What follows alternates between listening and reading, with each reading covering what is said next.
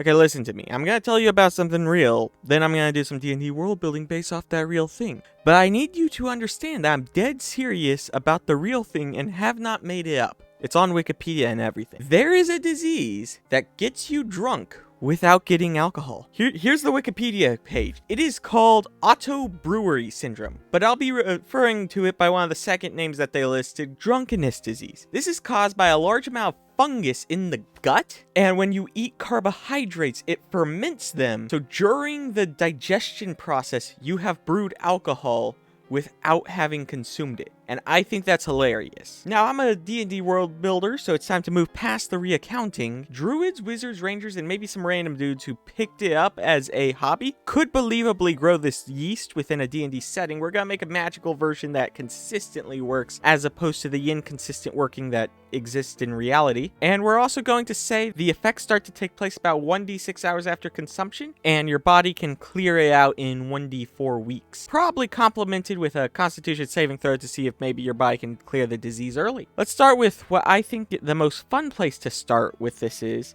a dungeon. I use goblins a lot on this channel just because any evil human-like creature can be substituted for them, you know, gnolls, orcs, etc. So let's say a group of goblins has been preparing a drink, and this yeast is how they're fermenting it. It's not done, but a big fat group of adventurers breaks in and slaughters them. They find sitting around the lair 5 pots with wids full of a wine-like substance made from the berries of the area. Could even make a specific berry that causes this, but we're just gonna go with generic berries for the moment. The party, of course, drinks it, laughing about the DM's random detail. They find it amusing, everyone has fun, but the yeast hasn't died off from fermentation yet. I think a time skip could then happen where they did their drunkenness and then they wake up to whatever the effects are. Could even do a thing like that one movie, The Hangover, where they don't remember any of it, so they wake up after 1d4 weeks having done this or that or the other thing. I actually once did something sort of like this with one of my parties where they drank alcohol and then we couldn't schedule for several weeks, so in universe, they just got, as one of the players put in his notes, magic roofied, and they were held in the local jail till it got out of their system. But if we want a real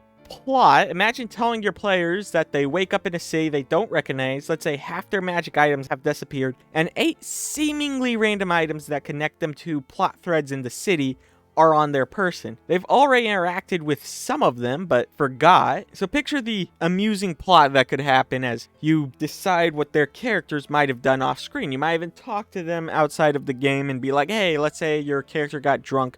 What is he up to? Get the paladin and you're like, yeah, he sung opera at the bar's karaoke night, except it wasn't actually karaoke night. He just walked in and started singing opera. You can do some fun concepts. But there's some other thoughts too. You could find this disease or the wine halfway through a multi-day dungeon. If we treat it like the poison condition, this could allow the DM to kind of force a period of downtime that is roleplayed as drunk. Fun way to break up your pacing if you feel so inclined. I probably wouldn't. Or you could treat it as something that hits partway through a dungeon, making them acting within the dungeon a bit more dangerous. You just want to be careful about making it too deadly. Another fun thought I had was to make a spell that is I can either cast on my enemies or maybe myself. I can totally picture this being a self-spell some wizard college student invented, but I'm gonna make it a touch spell that you can use on your enemies, and whoever's under the effects, people have advantage on charisma checks to persuade them, and he gets advantage on saving throws against the feared condition,